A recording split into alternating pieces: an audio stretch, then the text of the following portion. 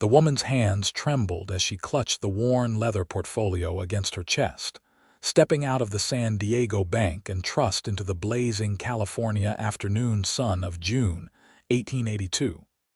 Her eyes burning not from the heat, but from tears she refused to shed in front of the banker who had just crushed her dreams with 3 cold words.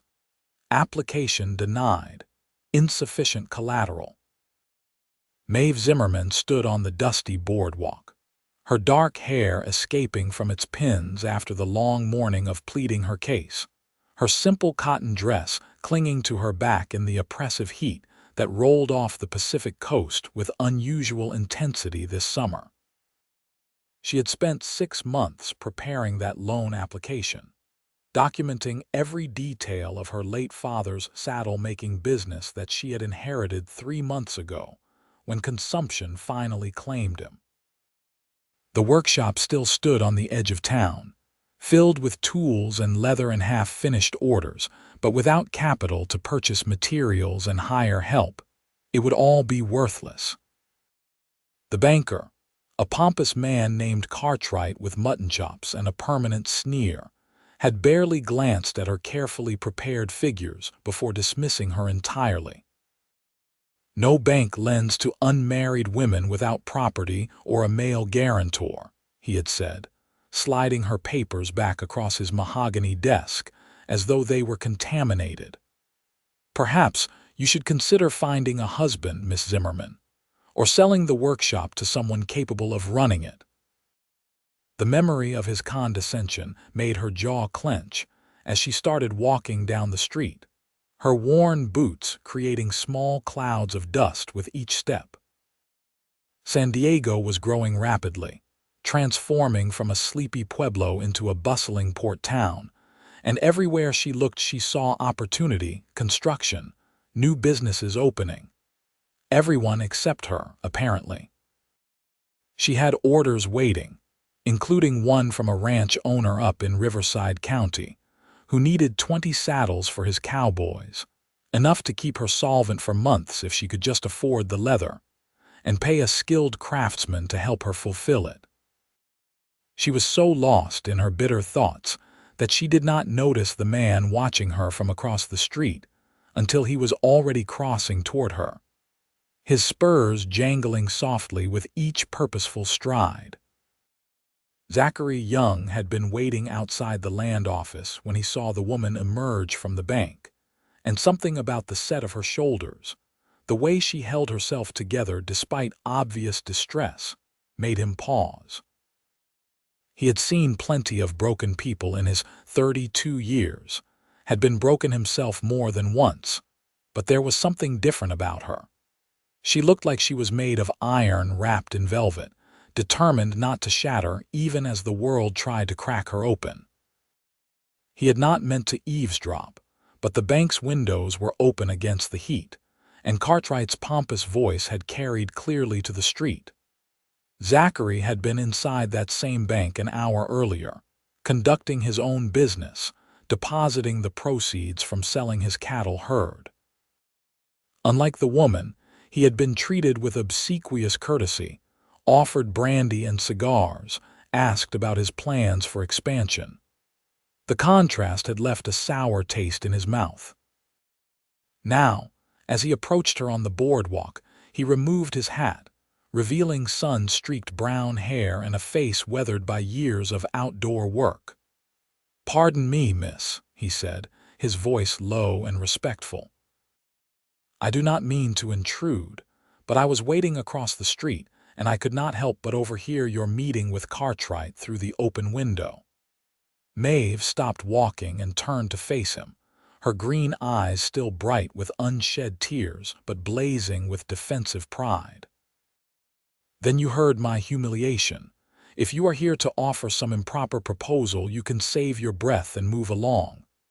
Zachary held up his hands, hat still in one of them, his expression earnest. "Nothing like that, I swear it.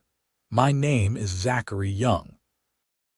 I run a ranch about 15 miles north of here, near the foothills. I heard you talking about a saddle-making business and that order from Riverside County. I heard Cartwright dismiss you for reasons that had nothing to do with your business plan and everything to do with his narrow-minded prejudice. She studied him warily, taking in his dusty but well-made clothes, the quality of his boots and belt, the honest directness in his blue eyes. "And what business is that of yours, Mr. Young? I would like to propose something," he said, glancing at the people passing by on the street. "Could we perhaps continue this conversation somewhere more private? The hotel dining room, maybe. I will buy you lunch and explain what I am thinking. If you do not like what I have to say, you can walk away and I will not bother you again." Maeve's instinct was to refuse, to maintain her pride and independence, but hunger and curiosity warred with caution. She had skipped breakfast to arrive at the bank early, and the hotel dining room was public enough to be respectable. Besides, what did she have to lose at this point? 1 hour, she said finally. But if this is some scheme, I am leaving immediately. Fair enough, Zachary said, offering his arm with old-fashioned courtesy. After a moment's hesitation, she took it, and they walked together down the street toward the Grand Pacific Hotel. The dining room was half empty in the afternoon lull between lunch and dinner, and they took a corner table away from the windows. Zachary ordered coffee and sandwiches for them both, then leaned forward, his forearms resting on the white tablecloth. "I am going to be direct with you, Miss Zimmerman, because I get the sense you appreciate honesty more than pretty words." "You sense correctly," she said, her hands folded in her lap, her spine straight despite her fatigue. "I need good saddles," he said. "I run 200 head of cattle with 5 cowboys, and we are always wearing out tack. The quality of saddles available at the general store is poor at best, and ordering from San Francisco takes months and costs a fortune in shipping. When I heard you talking about your father's business, about that order from Riverside, I heard someone who knows the craft and has the ambition to succeed. What you lack is capital." "And you have capital," Maeve said, her tone carefully neutral. "I have some," Zachary admitted. "I just sold my yearling herd for a good price. I was planning to use it to expand my land holdings, but I have been thinking lately that I am doing this all wrong. Building a ranch by myself, doing everything alone. It is slow and it is hard and honestly, it is lonely." He paused, choosing his words carefully. "What if instead of trying to do everything ourselves, we helped each other? I invest in your business, become a partner. You get the capital you need to fulfill that Riverside order and expand operations. I get quality saddles at cost for my ranch, and we split whatever profits the business generates." Maeve stared at him, her mind racing through implications and possibilities. "You want to become my business partner, just like that? You do not even know me." "I know you put together a business plan good enough to impress even a hard-ass like Cartwright," Zachary said. "I know you have been running your father's workshop for 3 months and keeping it together despite having no capital. I know you had the courage to walk into that bank alone and fight for what you needed. That tells me plenty about your character." The waiter arrived with their food, and Maeve was surprised by how hungry she actually was. She took a bite of her sandwich, using the time to think. "Why would you do this?" she asked finally. "The truth, Mr. Young, what do you really want?" Zachary met her eyes steadily. "I want to build something that lasts," he said quietly. "I have been a cowboy, a soldier, a ranch hand, and now a small ranch owner. I am tired of scraping by alone. I see an opportunity here for both of us to succeed in ways we could not manage separately. You get your business running. I get reliable equipment and a profitable investment. We build wealth together, split the profits fairly, and maybe prove that Cartwright and men like him are wrong about who deserves a chance in this world." There was something in his voice, a bone-deep sincerity that resonated with Maeve's own frustrated ambitions. She had spent the last 3 months feeling like she was drowning, trying to honor her father's legacy while fighting against a world that seemed determined to keep her small and dependent. Here was someone offering her exactly what she needed, but the risk terrified her. What would the terms be? Zachary pulled a small notebook from his vest pocket and opened it to a page covered in neat figures. I heard you tell Cartwright you needed $800 to fulfill the Riverside order and get the workshop fully operational. I am willing to invest $1,000 for a 40% stake in the business. You retain majority ownership and control. We draw up proper legal papers. Profits are split according to ownership percentage after expenses. I get saddles and tack at cost for my ranch, which benefits us both since you will have a guaranteed customer. If the business fails, which I do not believe it will, I absorb the loss. You owe me nothing. 40% for $1,000, Maeve said slowly, her mind calculating rapidly. It was actually a generous offer, considering how desperate her situation was. A traditional investor would demand at least half ownership for that capital.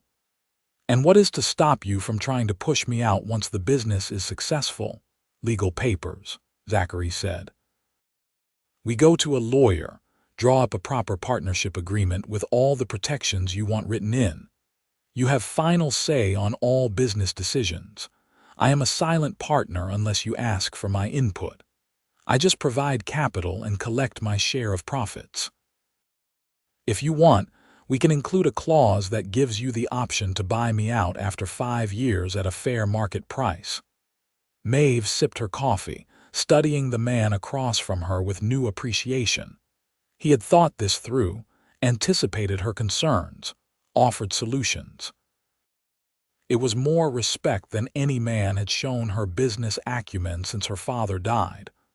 I need to think about this, she said finally. It is a major decision. Of course, Zachary said. Take all the time you need. I am staying at this hotel for the next 3 days while I handle some other business in town. If you decide you are interested, find me here. If not, I understand and I wish you the best of luck. They finished their meal making careful small talk, discussing San Diego's growth and the challenges of various trades. Zachary told her about his ranch, how he had saved for years as a cowboy to afford the land, how he had built the house and barn with his own hands. Maeve found herself relaxing slightly, appreciating his easy manner and the way he listened when she spoke, actually engaged with her words rather than dismissing them.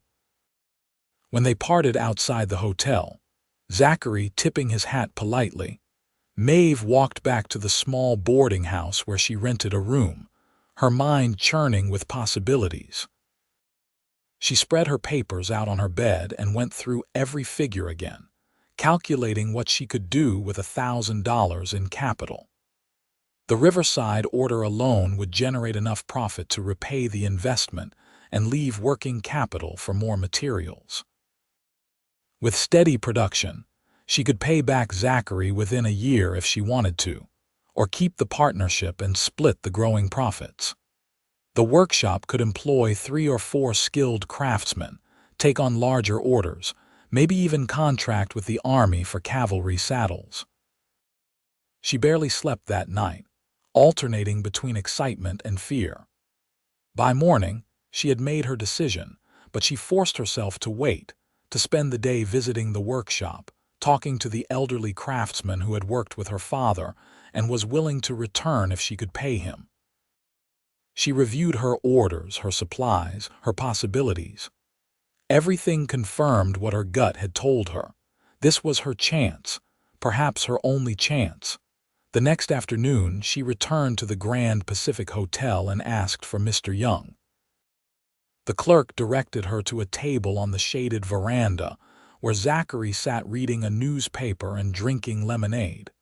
He looked up when she approached, and she saw hope flash across his face before he controlled his expression. "Miss Zimmerman," he said, standing and pulling out a chair for her. Can I offer you something to drink?" "No, thank you," Maeve said, sitting down and folding her hands on the table. "I want to accept your offer, Mr. Young, but I have some additional terms." "I am listening," Zachary said, sitting back down and giving her his full attention. "I want everything in writing, with a lawyer of my choosing reviewing the documents," she said firmly. "I want it specified that I have complete control over hiring, firing, and all creative decisions regarding the products. I want quarterly accounting of all profits and expenses. And I want a clause stating that if you die, your share of the business passes to me rather than to any heirs, with payment to your estate at fair market value to be paid over 5 years." Zachary nodded slowly. "That is all reasonable. I would like one addition. If you die, I want the option to either continue the business with a craftsman of my choosing or to sell it, rather than having it automatically pass to your heirs. Fair is fair." "Agreed," Maeve said. "And one more thing. I want your word, your personal word, that this is strictly business. I have dealt with enough men who think any professional relationship with a woman is an invitation for something else." Zachary's expression became very serious. "You have my word, Miss Zimmerman. This is a business arrangement, nothing more. I respect you as an entrepreneur and a craftswoman." That is the beginning and end of it. Something about the way he said it so formally and firmly made Maeve feel secure in her decision. "Then we have a deal, Mr. Young. Shall we find a lawyer?" They shook hands across the table, and Maeve felt the calluses on his palm, the firm grip of someone who kept his word. They spent the rest of the afternoon in the office of a lawyer named Henderson, a sharp-eyed man who asked probing questions and drew up a partnership agreement that protected both parties. Zachary paid the legal fees without comment, and then went with Maeve to the bank, where they opened a business account in both their names requiring both signatures for withdrawals over $50. Cartwright's face when they walked in together was almost worth all the previous humiliation. Zachary made a point of being coldly polite, treating the banker with just enough courtesy to be proper, while making it clear he had no respect for the man. When they left, Maeve had a bank book showing a balance of $1,000 and a partnership agreement that gave her control of her destiny. "Thank you," she said to Zachary as they stood outside the bank in the late afternoon heat. "You did not have to do this." "Yes, I did," Zachary said quietly. "I have been where you are, not exactly but close enough, needing a chance and being denied for reasons that had nothing to do with my capability. Someone helped me once, gave me a loan to buy my first cattle when no bank would. I have been looking for a way to pay that forward. This feels right." Maeve felt something shift in her chest, a warmth that had nothing to do with the California sun. "I will make sure you do not regret this investment." "I do not think I will," Zachary said, and his smile was genuine and reached his eyes. "When do you start?" "Tomorrow," Maeve said firmly. "I have leather to buy and a craftsman to hire and about 100 things to organize. That Riverside order is due in 3 months. If you need any help with anything, send word to my ranch," Zachary said. "I may not know saddle making, but I can lift heavy things and follow instructions." They parted ways, and Maeve returned to her boarding house feeling like she was walking on air. She spent the evening making lists and plans, barely touching her dinner. The next morning, she was at the leather supplier's shop before it opened, ready to place the largest order of her life. The following weeks passed in a blur of activity. Maeve hired back her father's old assistant, a weathered craftsman named Paul who had 40 years of experience and hands that could work leather like magic. She hired 2 younger apprentices eager to learn the trade. She organized the workshop, ordered tools, established production schedules. The work was exhausting, starting before dawn and ending well after dark, but it was also exhilarating. For the first time since her father died, she felt like she had control over her future. Zachary came by the workshop after a week to check on progress, and Maeve gave him a tour, showing him the workspace, introducing him to the craftsmen, explaining her production process. He asked intelligent questions and offered a few suggestions based on what his cowboys needed most in their saddles. It was a comfortable, professional interaction, and Maeve found herself appreciating his hands-off approach. He trusted her expertise and did not try to micromanage. "I have to return to the ranch tomorrow," Zachary said as they stood outside the workshop in the evening light. "But I will be back in town in a month to check in and see how things are going. If you need anything before then, send a telegram to the station in Poway and they will get word to me." "Thank you, Mr. Young," Maeve said, wiping leather dust from her hands, "for everything." "Call me Zachary," he said. "If we are partners, we should use first names if you are comfortable with that." "Maeve," she said, offering her hand. "And yes, I am comfortable with that."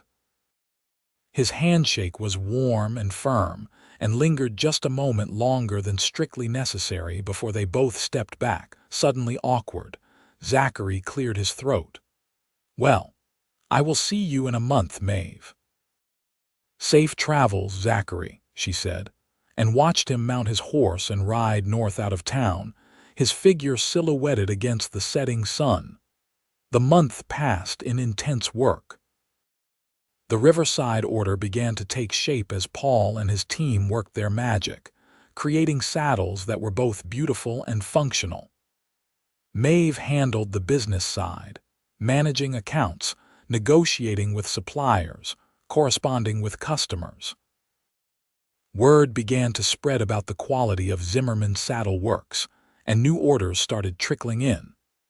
Small ones at first, individuals needing repairs or custom work, but then a ranch owner from up near Los Angeles placed an order for 5 saddles, and a stage line asked about saddles and harnesses. When Zachary returned exactly 1 month later, Maeve had the quarterly accounting ready for him, even though they were only halfway through the quarter. She wanted to show him his investment was sound. They met at the hotel restaurant for dinner, and she spread her ledgers out on the table with pride. "We are ahead of schedule on the Riverside order," she explained, pointing to the figures. "And we have taken in enough additional orders that after expenses and materials, we should turn a profit this quarter. Not a huge one, but enough to prove the concept. Next quarter should be even better."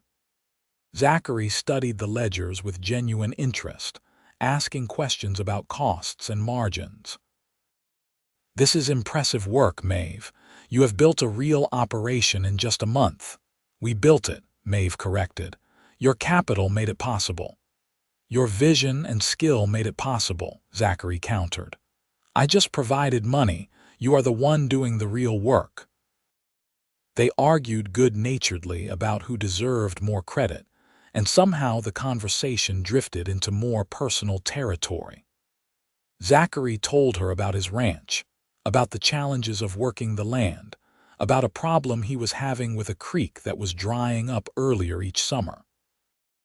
Maeve found herself telling him about her childhood, about learning the saddle trade at her father's knee, about her mother who had died when she was 12. "You must miss them terribly," Zachary said quietly, his blue eyes sympathetic. "Every day," Maeve admitted. "But I think my father would be proud of what I am doing with his business. I hope he would be." "I am certain he would be," Zachary said with conviction. "You are honoring his legacy in the best possible way." The warmth in his voice made Maeve's heart skip unexpectedly, and she looked away, suddenly flustered. This was supposed to be a business relationship, nothing more, but she was finding it increasingly difficult to think of Zachary as just a business partner. He was kind and respectful and saw her as a person, not just a woman to be dismissed or controlled. It was dangerously appealing. Zachary seemed to sense the shift in mood and diplomatically changed the subject, asking about her plans for expanding the product line. They spent another hour discussing business before parting for the evening, both of them a little reluctant to end the conversation. Over the next several months, they fell into a pattern. Zachary came to town once a month to review the business accounts and check on progress. They always met for dinner, always started with business discussions, and always ended up talking about everything else. Maeve learned about Zachary's time as a cavalry scout during the Indian Wars, though he did not like talking about it much. She learned that he had grown up poor in Missouri, that his father had been a drunk who abandoned the family, that his mother had worked herself to death to keep her children fed. She learned that he was determined to build something stable and lasting, because he had spent his whole childhood with nothing. Zachary learned that Maeve had been educated far beyond what was common for women, that her father had believed in teaching her everything he knew, that she had a quick mind for numbers and design. He learned that she had been engaged once, to a young man who had broken it off when he realized she wanted to continue working rather than become a traditional housewife. He learned that she was lonely, that most women in town viewed her as strange for running a business, that she had few friends. "They do not know what to make of me," Maeve said one evening as they walked along the waterfront after dinner, watching ships in the harbor. "I am not a proper lady by their standards, but I am not a fallen woman either.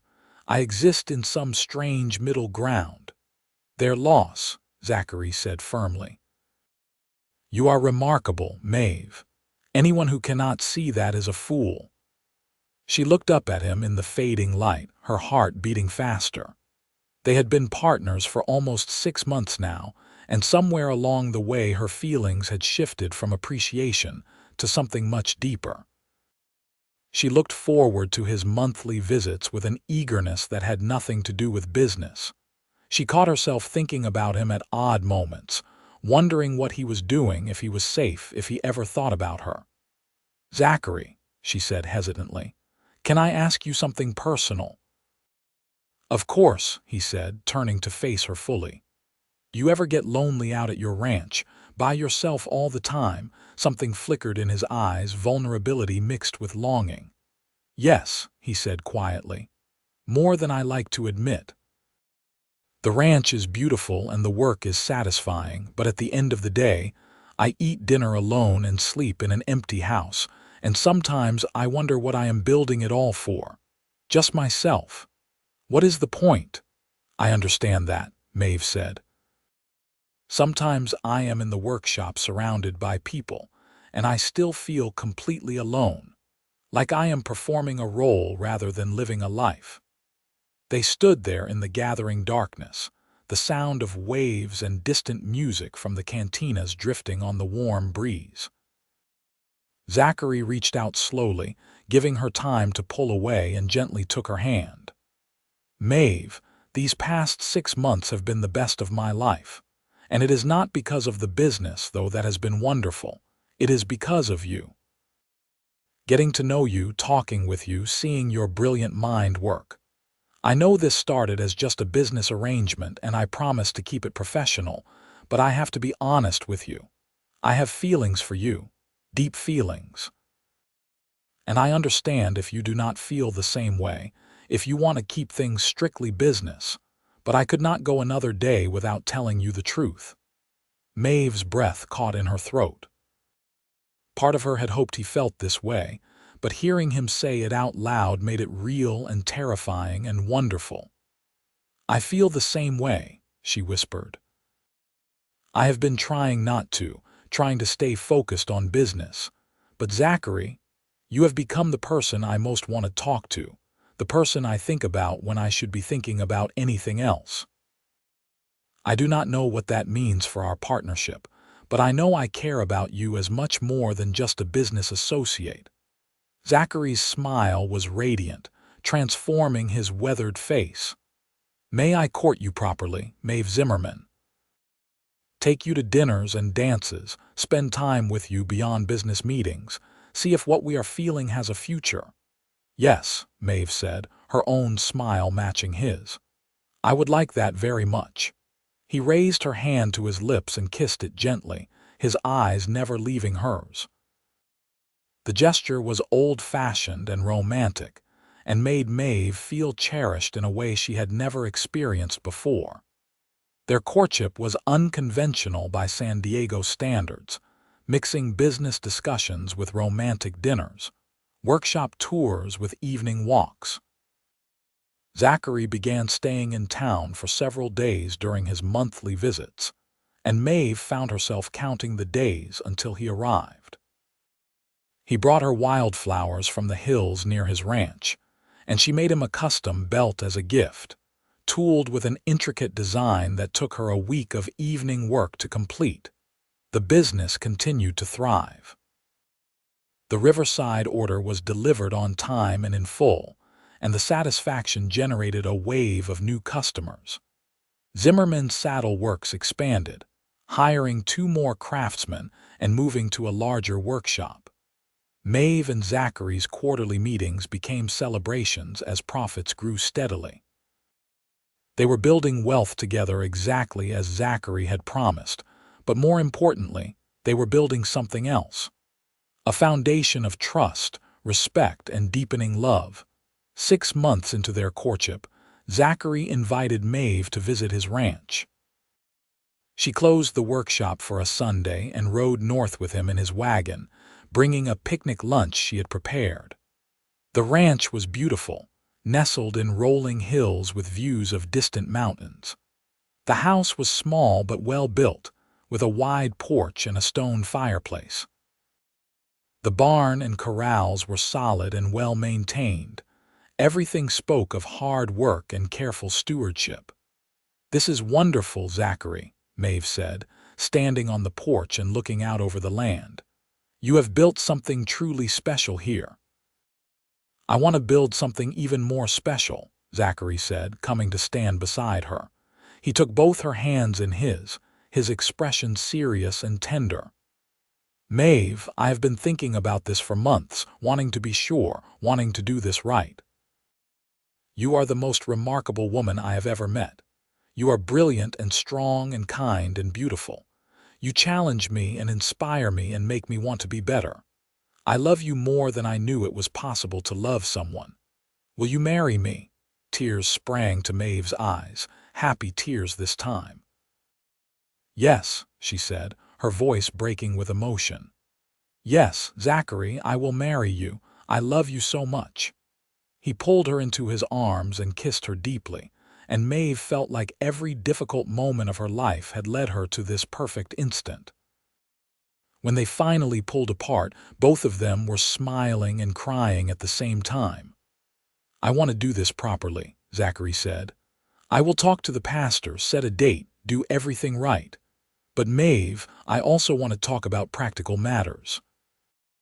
The business, the ranch, how we build our life together." "Of course," Maeve said, appreciating his thoughtfulness even in this emotional moment. "What are you thinking?" "I do not want you to give up the saddle works," Zachary said firmly. "It is yours, your creation, your father's legacy.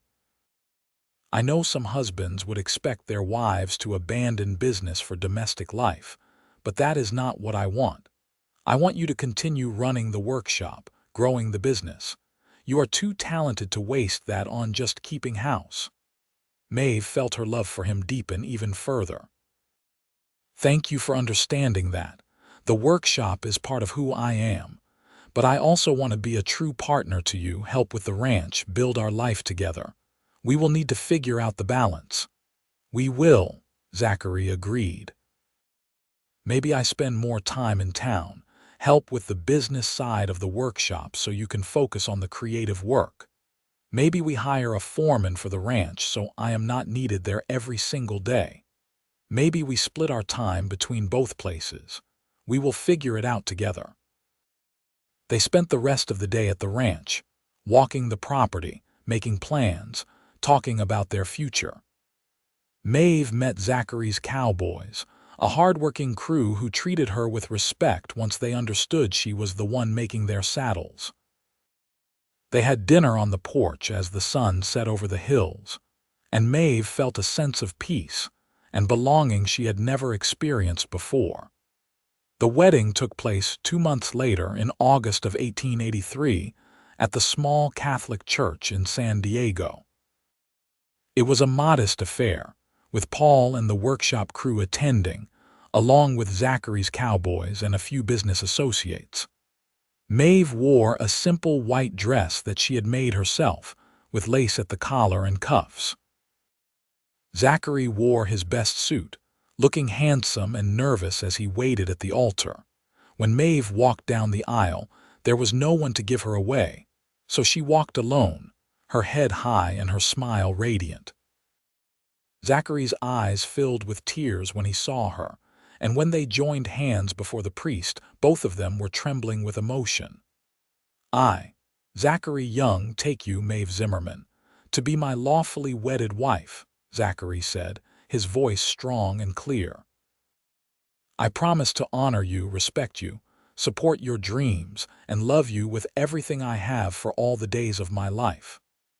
I, Maeve Zimmerman, take you, Zachary Young, to be my lawfully wedded husband," Maeve responded, her voice equally steady despite her tears. "I promise to honor you, respect you, stand beside you in all things, and love you with everything I am for all the days of my life." When the priest pronounced them husband and wife, Zachary kissed her tenderly, and the small congregation erupted in applause. They walked back down the aisle together, partners in every sense of the word. The reception was held at the hotel restaurant, with food and dancing and genuine celebration. Paul made a toast about how Maeve's father would have been proud, and one of Zachary's cowboys made a joke about how the boss had finally found someone tough enough to handle him, and everyone laughed and cheered. That night, in the hotel's bridal suite, Zachary and Maeve came together with tenderness and passion, exploring their new intimacy with care and love. Zachary was gentle and patient, and Maeve felt safe and cherished in his arms. They fell asleep tangled together, hearts beating in sync, beginning their married life with hope and joy. The next morning, they rode out to the ranch, which would be their primary home, though they planned to maintain a room in town near the workshop. Over the following weeks, they established their rhythm. Maeve spent 3 days each week at the workshop, managing operations and working on special design projects. Zachary spent those days handling ranch business and often rode into town in the evenings so they could have dinner together. The other 4 days, Maeve worked from the ranch, doing design work and correspondence, while Zachary managed the cattle and land. They hired a foreman named Tom, a capable middle-aged cowboy who could handle the ranch when they were both away. The partnership agreement was amended to reflect their marriage, with both of them now listed as co-owners of Zimmerman Saddle Works, though Maeve retained final creative control. Zachary proved to have a good head for business expansion, and with his input, they began contracting with Army forts for cavalry saddles, landing several large government contracts that stabilized their income. By their first anniversary, the business was profitable enough to support both the ranch and the workshop comfortably, with money left over to save and invest. They had become one of the success stories of San Diego, the female entrepreneur and the cowboy rancher who had built wealth together against all odds. Cartwright had left the bank in disgrace after a scandal involving embezzled funds, and the new bank president actively courted their business. But more important than the financial success was the life they were building together. Maeve had never been happier, waking up beside Zachary every morning, working alongside him during the day, falling asleep in his arms every night. He made her laugh, challenged her thinking, supported her ambitions, and loved her with a steadiness that made her feel secure and valued. She, in turn, brought joy and purpose to his life, filling his home with warmth and his days with meaning. In the spring of 1884, Maeve realized she was pregnant. She told Zachary one evening on the porch, watching the sunset together as had become their ritual. He was speechless for a moment, then picked her up and spun her around despite her protests, his face alight with pure happiness. "We are having a baby," he kept saying, wonder in his voice. "Maeve, we are going to be parents." "We are," she said, laughing and crying at the same time. "Are you ready for this? With you?" "I am ready for anything," Zachary said, setting her down gently and placing his hand on her still flat stomach. "We are going to be such a good team at this." They were. Maeve continued working at the workshop through her pregnancy, though she reduced her hours as she got larger. Zachary fussed over her constantly, worried about her overdoing it, but respected her need to stay active and engaged. They prepared a nursery in one of the spare rooms, painting it soft yellow and building a cradle with their own hands. Their son was born in January of 1885, after a long but uncomplicated labor. Zachary held Maeve's hand through the whole thing, ignoring the midwife's suggestion that he wait outside. When the baby finally arrived, red-faced and wailing, Zachary cut the cord with shaking hands and then held his son for the first time with tears streaming down his face. "Hello, little one," he whispered. "I am your father, and I promise to love you and protect you and teach you to be a good man." They named him Matthew, after Maeve's father. Matthew Zachary Young was a healthy, happy baby with his mother's green eyes and his father's stubborn chin. Zachary proved to be a devoted father, getting up for nighttime feedings, walking the floor with Matthew when he was fussy, changing diapers without complaint. Maeve fell even more in love with her husband watching him with their son, seeing the gentle patience and fierce protectiveness he showed. The workshop continued to operate smoothly during Maeve's maternity leave, with Paul managing day-to-day operations.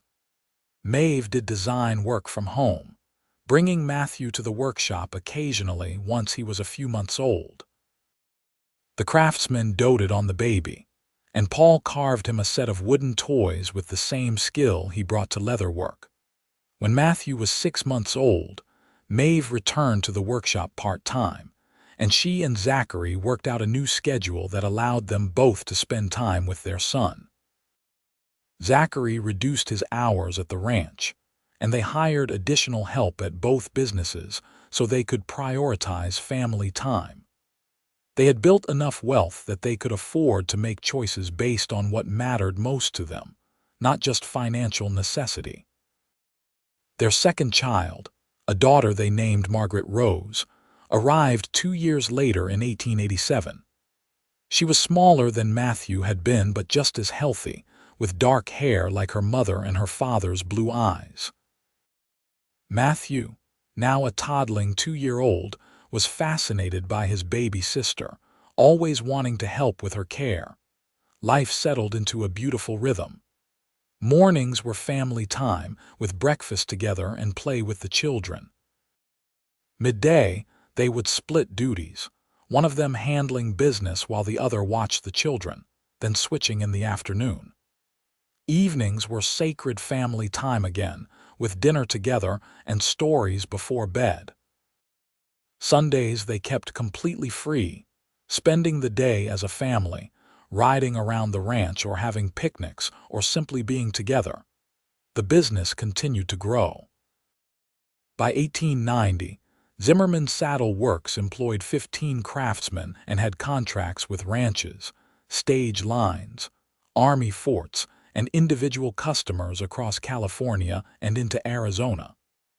They opened a small storefront in addition to the workshop, selling finished goods and taking custom orders.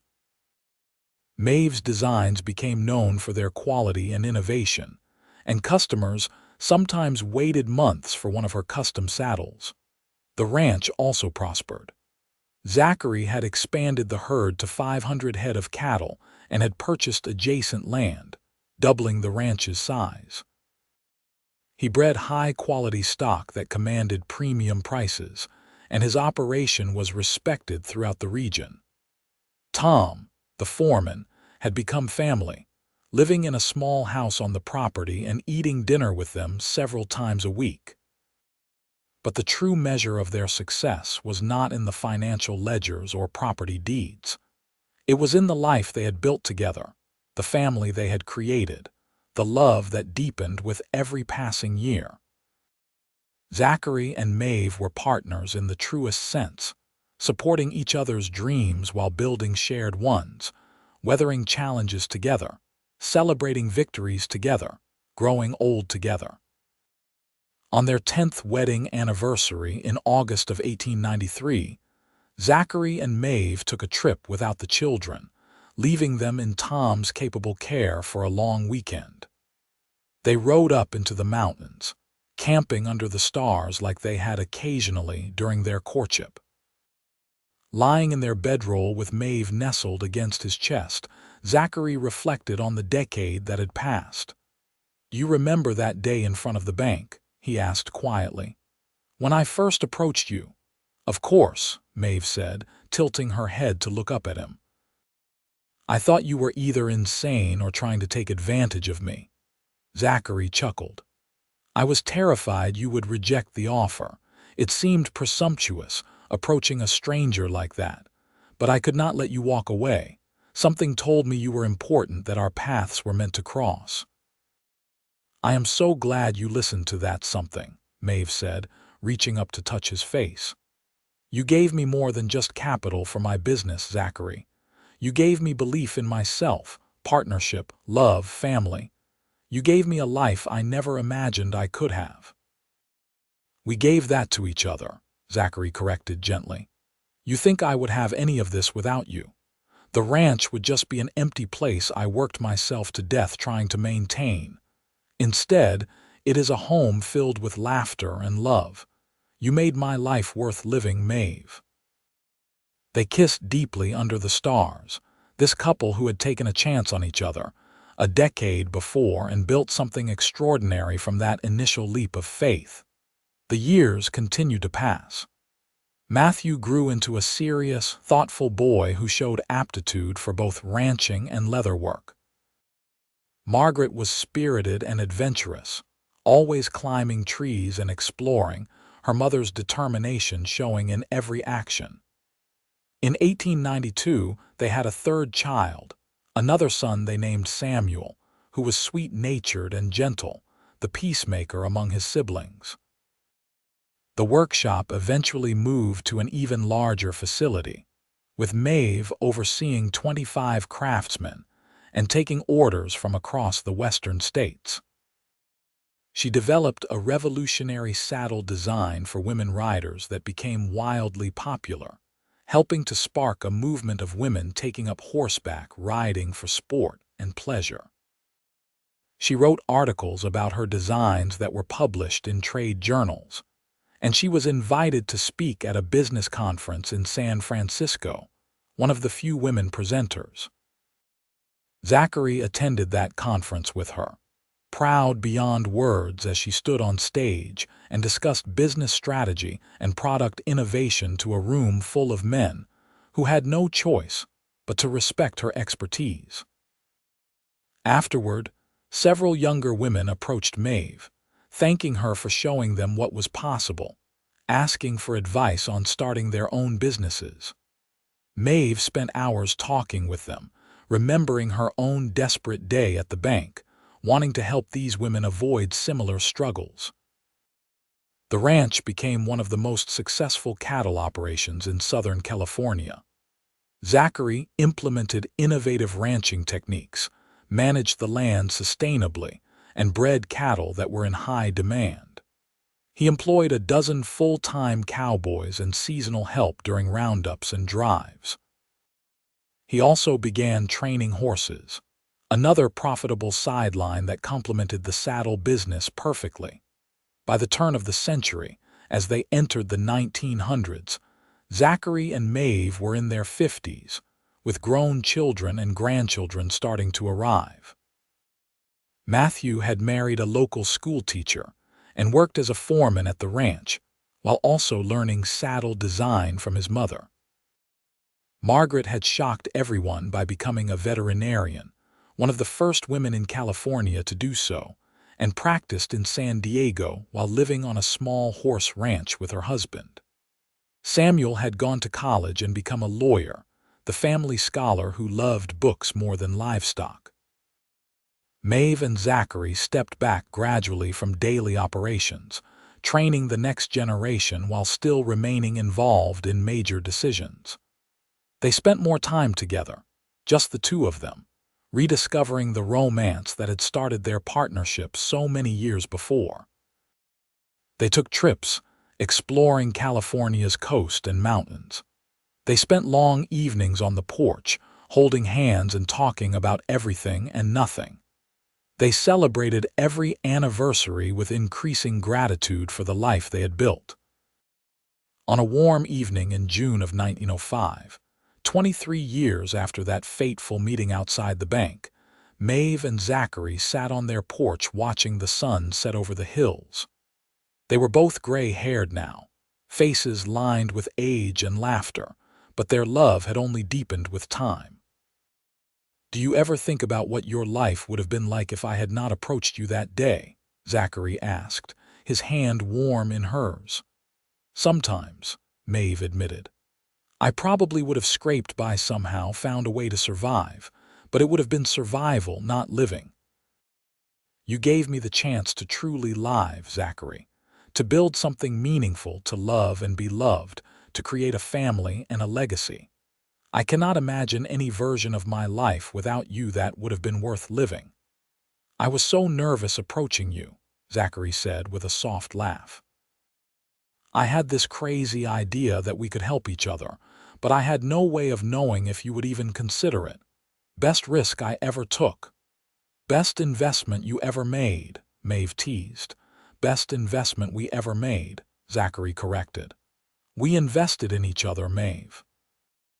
We built wealth together, yes, but more importantly, we built a life together. And that is worth more than all the money in the world." They sat in comfortable silence as darkness fell and stars emerged overhead, the same stars that had witnessed their camping trip so many years before. In the distance, they could hear their grandchildren playing, visiting for the summer. Inside the house, their children were preparing dinner, continuing the traditions Maeve and Zachary had established decades ago. "I love you, Maeve Young," Zachary said, using her married name with the same reverence he always had. "From that first moment outside the bank, through every challenge and triumph, every day has been better because I spent it with you." "I love you, Zachary Young," Maeve replied, lifting his hand to kiss it as he had kissed hers on their first romantic evening together. "You saw potential in me when no one else would. You believed in me, invested in me, loved me. You made me brave enough to build the life I wanted instead of settling for the life others expected of me. You are my partner, my love, my everything." They kissed softly, tenderly, this couple who had defied expectations, and built an empire of love and prosperity from a single moment of courage and faith. The night air was warm and sweet with the scent of wildflowers, the same flowers Zachary had brought Maeve during their courtship, the same flowers that now grew wild all over their property. As they finally stood to go inside, joining their family for dinner, Maeve paused to look back at the land they had built together. The ranch stretched out in the darkness, prosperous and productive. In town, the workshop that bore her father's name employed dozens of people and produced saddles known across the West for their quality. Their children were happy and successful, building their own lives on the foundation their parents had provided. Their grandchildren would grow up with opportunities neither Maeve nor Zachary had been afforded as young people. All of it had started with a denied loan, a desperate moment of humiliation, and a stranger who saw potential instead of limitation. A cowboy who said, "I will invest in you," and meant not just money but belief, support, partnership, and eventually love. Together they had built wealth, yes, but more importantly they had built something lasting. A family, a legacy, and a love story that would be told by their descendants for generations to come. Inside the house, surrounded by the noise and warmth of family, Zachary pulled Maeve close one more time, resting his forehead against hers. "Thank you," he whispered, so quietly only she could hear. "Thank you for saying yes all those years ago. Thank you for taking a chance on us." "Thank you for giving me the chance," Maeve whispered back, her eyes shining with happy tears. "Thank you for seeing me when everyone else looked through me.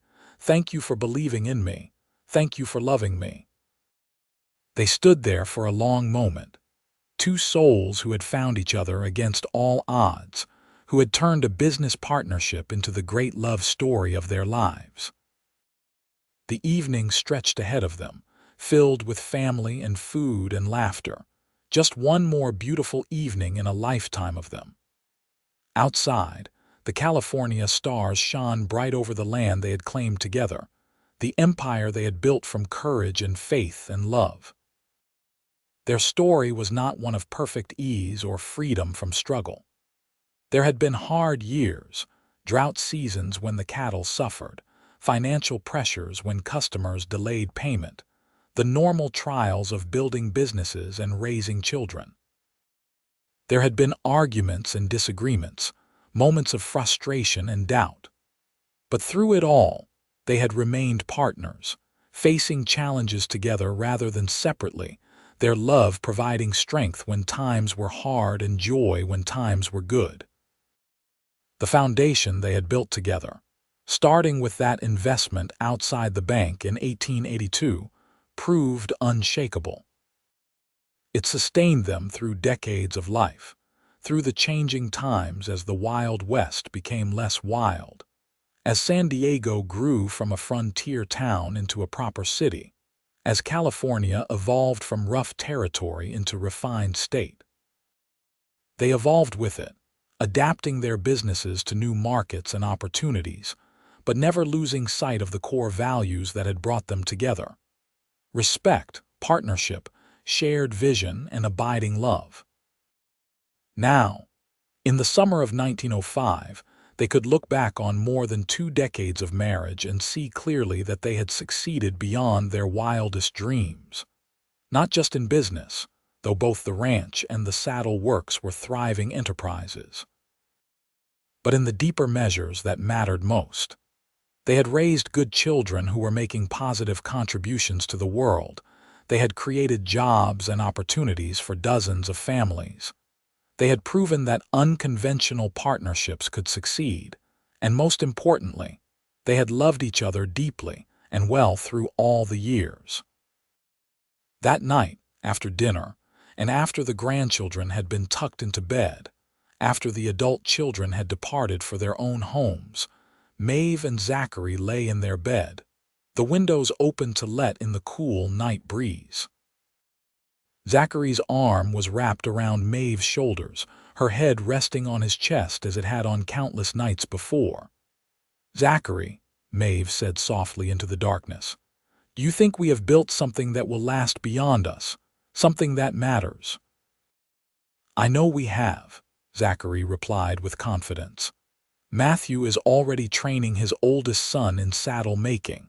Margaret's daughter wants to be a veterinarian like her mother. Samuel's children are bright and curious and kind. We have not just built businesses, Maeve. We have built a family legacy of hard work, integrity, and treating people with respect. That will echo down through generations." "I hope so," Maeve said. "I hope someday, long after we are gone, Someone will tell the story of the woman who was denied a loan and the cowboy who believed in her anyway.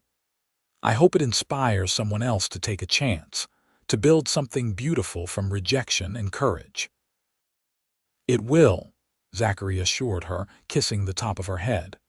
Our story is one worth telling, not because we became wealthy, though we did, but because we showed that partnership and love can overcome any obstacle.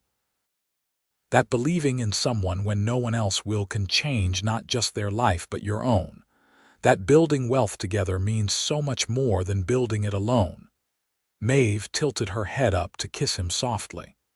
I would not change a single thing about our life together. Every moment, good and bad, led us here. To this perfect place, this perfect life, this perfect love. Neither would I, Zachary agreed. You are still the best investment I ever made, though you stopped being an investment long ago and became my everything. They drifted off to sleep in each other's arms, secure in the knowledge that they had built something truly special. In the years that followed, they would continue to enjoy their life together, watching grandchildren grow and great-grandchildren arrive, seeing their businesses continue to thrive under the next generation's leadership, traveling and exploring and savoring every precious day. When Zachary passed away peacefully in his sleep in 1918 at the age of 70, Maeve held his hand as he went, telling him over and over how much she loved him, how grateful she was for their life together. She followed him 2 years later in 1920, her heart simply giving out one morning as she sat on the porch they had shared for so many years, looking out over the land they had built together. Their children found her there, peaceful and smiling as though she was finally reunited with the great love of her life. At her funeral, Matthew told the story of how his parents had met, of the denied loan and the bold proposal, of the partnership that became a love story. The church was packed with people whose lives had been touched by Zachary and Maeve Young, families who had worked for them, customers who had benefited from their products, friends who had witnessed their extraordinary love. The Zimmerman Saddle Works continued to operate for another 50 years, eventually becoming a historical landmark known for quality craftsmanship and fair labor practices. The ranch remained in the Young family for 3 generations, a testament to Zachary's sustainable land management and breeding programs. But more than these physical legacies, the story of Maeve and Zachary lived on, passed down through family lore, told and retold as an example of what partnership, courage, and love could build. It was the story of a woman who refused to give up on her dreams even when the world said no. It was the story of a man who saw potential and possibility where others saw only risk. It was the story of 2 people who built wealth together, but discovered that the true treasure was not money or land or business success, but the life they created together, the love they shared, and the legacy they left behind. It was, in the end, exactly what Zachary had promised that day outside the bank in San Diego in 1882. They had invested in each other, and they had built wealth together. But the wealth that mattered most could not be measured in dollars or assets. It was measured in love, in partnership, in the family they raised, in the values they embodied, in the courage they showed, and in the beautiful life they crafted together from a single moment of faith and hope and possibility. Their story became legend in San Diego, told to young entrepreneurs struggling to get started, to couples learning to navigate partnership, to anyone who needed to hear that taking a chance on someone, on yourself, on love, could lead to something extraordinary. The old-timers who had known them personally would smile and nod when the story was told, confirming that yes, it was all true, every word of it. Zachary and Maeve Young had really lived that remarkable life, had really built an empire from nothing but courage and faith and love. And on warm summer evenings, If you sat quietly on the porch of what had once been their ranch house, now preserved as part of the family compound, you could almost feel their presence in the gentle breeze, in the settling of the old wood, in the peace that seemed to emanate from the very land they had loved and tended for so many years. You could almost hear their voices, talking softly in the darkness, making plans, sharing dreams, building their future one conversation at a time. The story of Maeve and Zachary was complete, a life well lived from beginning to end, a love story for the ages, a testament to the power of believing in someone and being believed in return. They had faced rejection and turned it into opportunity. They had taken a risk and turned it into certainty. They had started as strangers and became soulmates. They had built wealth together, yes, but more importantly, they had built a life together, and in doing so had shown that the greatest investment anyone can make is not in property or business, but in another human being, in partnership, in love, and in the beautiful possibilities that emerge when two people decide to face the future together, come what may.